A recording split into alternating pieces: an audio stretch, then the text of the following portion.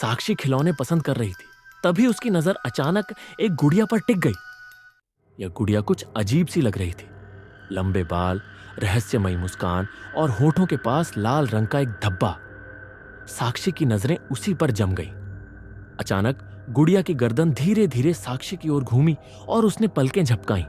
जैसे ही यह हुआ, टॉयज गैलरी की लाइट्स तेजी से झिलमिलाने लगीं और आधे से ज्यादा बल्ब टूटकर नीचे गिर पड़े। बिजली की सप्लाई कटते ही इन्वर्टर ऑन हो गया, जिससे कुछ बल्ब जल उठे। लेकिन अब गैलरी में हल्की मध्यम रोशनी ही रह गई थी। साक्षी ने उत्साहित होकर कहा, वाह, इस डॉल ने अभी अभी अपनी आंखें झपकाईं। मुझे यह बहुत पसंद आई। हेलो एमिली, क्या मैं तुम्हें एमिली बुला सकती हूं? जैसे ही साक्षी ने यह कहा, गुड़िया ने फिर से अपनी पलकें झपकाईं और उसकी मुस्कान और चौड़ी हो गई, जैसे वह साक्षी को देखकर हंस रही हो। साक्षी मानो उसके सम्मोहन में बंध गई थी। तभी उसकी मां वहां आ गई और साक्षी का हाथ पकड़कर उसे खींचते हुए गैलरी से बाहर ले आई। बाहर आते ही साक्षी के पिता बोले, राज तैयार हो गया? ड्राइवर को समय पर बुलाया था ना? साक्षी की मां रेवती मुस्कुराकर बोली, अरे आज सैटरडे है, पूरा दिन मेरी प्रिंसेस के लिए ही है। ड्राइवर सुबह 6 बजे ही आ गया था। तुम बस ये बताओ, मेरी प्रिंसेस तैयार है या नहीं? मिसेस राज ने हल्की चिंता से कहा, आपको मिस्टर आडवाणी की सेहत का जरा भी ख्याल नहीं है। पूरा हफ्ता काम में ही निकाल देते हैं आप, हर समय बस मीटिंग्स और मीटिंग्स। मिस्टर आडवाणी, आपको थकान नहीं होती? अब आप तो अपना ख्याल रखने वाले नहीं, इसलिए मैंने यह जिम्मेदारी अपने ऊपर ले ली है। हर शनिवार आपको मेरे साथ बाहर चलना होगा। वहां मैं आपको शॉपिंग कराऊंगी, घुमाऊंगी और अच्छा अच्छा खाना भी खिलाऊंगी। अब तो खुश हैं ना आप? अच्छा बच्चू, पापा के साथ होशियारी। राज ने मजाकिया लहजे में कहा तो साक्षी खिलखिलाकर हंस पड़ी। यह थी 5 साल की साक्षी का हंसता खेलता छोटा सा परिवार, जिसमें मम्मी पापा के अलावा दादू, दादी और चाचू भी थे, जो उस पर जान छिड़कते थे। कुछ ही देर में साक्षी, रेवती और मिस्टर आडवाणी मॉल पहुंच चुके थे। कई घंटों की शॉपिंग के बाद रेवती बिलिंग करवाने चली गई और साक्षी को पापा के पास छोड़ दिया। जब वह लौटी तो देखा कि साक्षी वहां नहीं थी। अरे राज, साक्षी कहां गई? टॉयज गैलरी में है, राज ने मुस्कुराते हुए कहा। साक्षी, चुपचाप घर चलो, अब और कोई खिलौना नहीं। रेवती ने सख्ती से कहा, मम्मा प्लीज, लास्ट वन, बस ये डॉल। साक्षी ने जिद पकड़ ली थी। उधर साक्षी की जिद देखकर रेवती का गुस्सा बढ़ता जा रहा था। तभी राज ने हल्की मुस्कान के साथ कहा, अरे रेवती, तुम भी ना बच्चे के साथ बच्चा मत बना करो। जहां इतने खिलौने लिए वहां एक और सही, क्यों रुला रही हो उसे? राज की बात सुनकर रेवती ने गहरी सांस ली। ठीक है, वो डॉल भी दे दीजिए, उन्होंने दुकानदार से कहा। दुकानदार ने हैरानी से उन्हें देखा। सर, हमारी शॉप में कोई डॉल नहीं है, हम डॉल्स बेचते ही नहीं। असंभव, मैं खुद देखता हूं कि साक्षी ने कौन सा खिलौना पसंद किया है।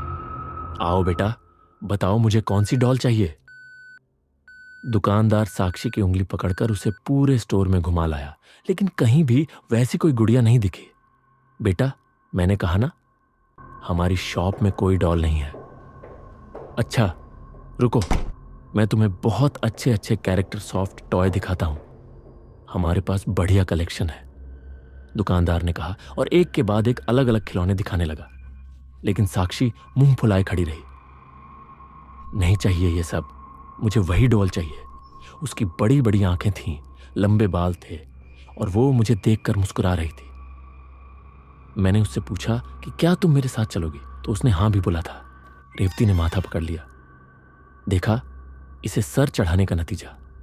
उन्होंने राज की तरफ देखा और फिर दुकानदार से कहा, अरे इतने खिलौने हैं यहां, जो चाहे ले लो, लेकिन नहीं, इसे तो वही डॉल चाहिए जो यहां कभी थी ही नहीं। साक्षी गुस्से में पैर पटकते हुए बोली, मम्मा आप समझती क्यों नहीं, वो डॉल यहीं थी, लेकिन आपने उसे लेने से मना कर दिया, इसीलिए वो नाराज होकर चली गई। रेवती, राज और यहां तक कि दुकानदार भी साक्षी को समझाने की कोशिश कर करके थक चुके थे। दुकानदार ने समझाने की पूरी कोशिश की कि उनकी दुकान में वैसी कोई डॉल है ही नहीं जैसी साक्षी चाहती थी, लेकिन साक्षी कुछ भी सुनने को तैयार नहीं थी। वह लगातार रो रही थी और बार बार बस उसी डॉल की बात कर रही थी। रेवती और राज ने प्यार, गुस्सा, लाड़, धमकी हर तरीका अपना लिया, लेकिन साक्षी तो मानो किसी की बात ही नहीं सुन रही थी। घर पहुंचने के बाद दादी ने स्नेह से कहा, साक्षी बिटिया, आओ दादी के हाथ से खाना खा लो।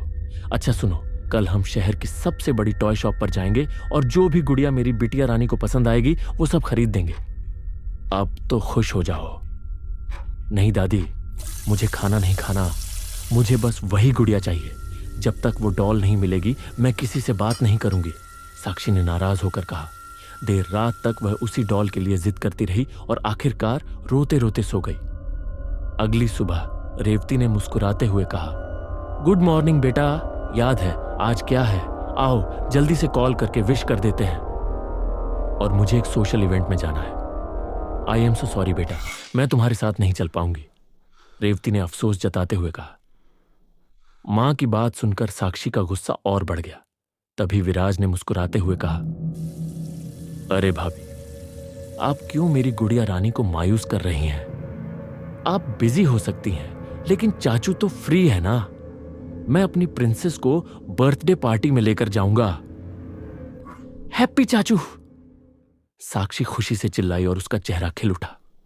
शाम ढलने लगी थी, आसमान में तारे टिमटिमाने लगे थे। इधर साक्षी ने गुलाबी रंग की सुंदर फ्रॉक पहनी और चाचू के साथ गाड़ी में बैठकर मॉल की ओर रवाना हो गई।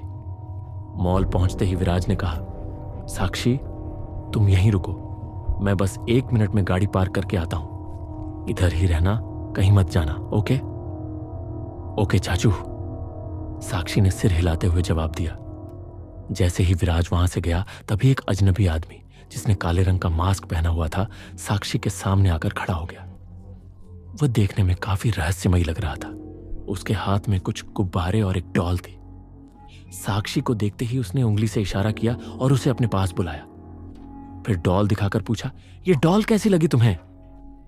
साक्षी की आंखें चमक उठी। अरे ये तो वही डॉल है।